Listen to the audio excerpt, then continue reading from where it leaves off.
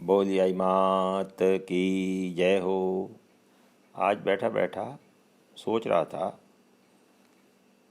कि आई माता जी जो करते हैं, अगर उसको अपन ध्यान से आज तक की अपनी ज़िंदगी का रिकॉर्ड देखूं तो सब चीज़ों का एक ही चीज़ दिखता है कि उन्होंने जो कुछ किया अच्छा ही किया, और उसी के कारण मेरी एक ज़िंदगी का अपना रास्ता बना।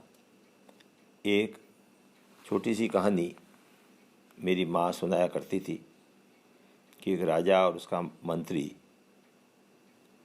शिकार खेलने जंगल में गए, साथ में कुछ सिपाही थे। उस टाइम बंदूक नहीं थी, तलवारें ही थी।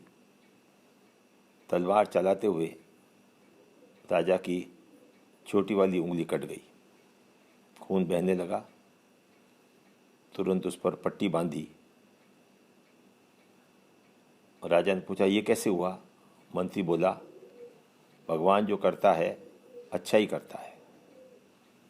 राजा को गुस्सा आया, मेरी तो उंगली कटी और ये मंत्री की ये औकात की ये कह रहा अच्छा हुआ।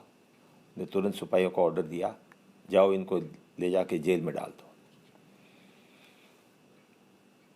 और सुबह इनको फांसी चढ़ा देना। सारे सिपाही राजेश का आदेश मान के चले गए। राजा ने सोचा अभी समय बाकी है, कुछ आगे चलकर शिकार करके ही वापस आऊं। थोड़ा आगे गया और वो रास्ता भूल गया और एक आदिवासी इलाके में फंस गया। थोड़ी देर में कुछ आदिवासी आए और उनको पकड़ के ले गए और उसको नहलाया धुलाया।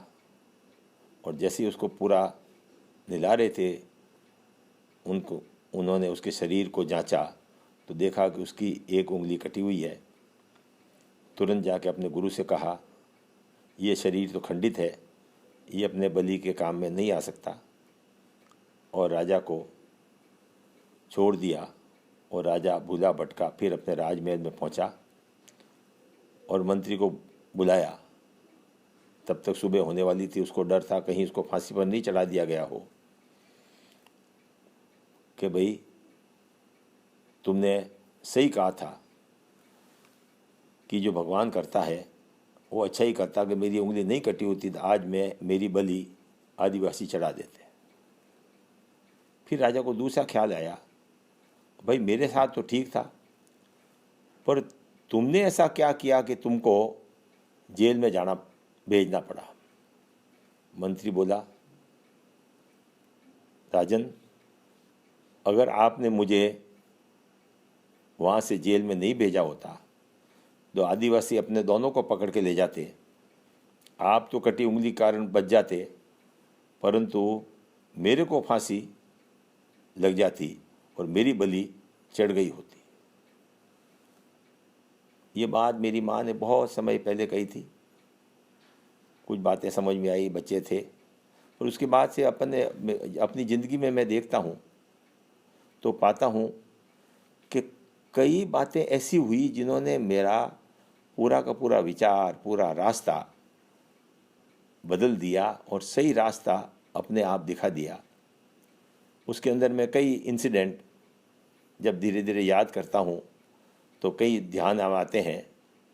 मैं चाहता हूँ कि इनको बारी बारी कहीं न कहीं से नोट कर लूँ ताकि अपने आने वाले अपनी पीढ़ी में जो कोई भी इसको आगे पढ़े उसके उपयोग में आ सके।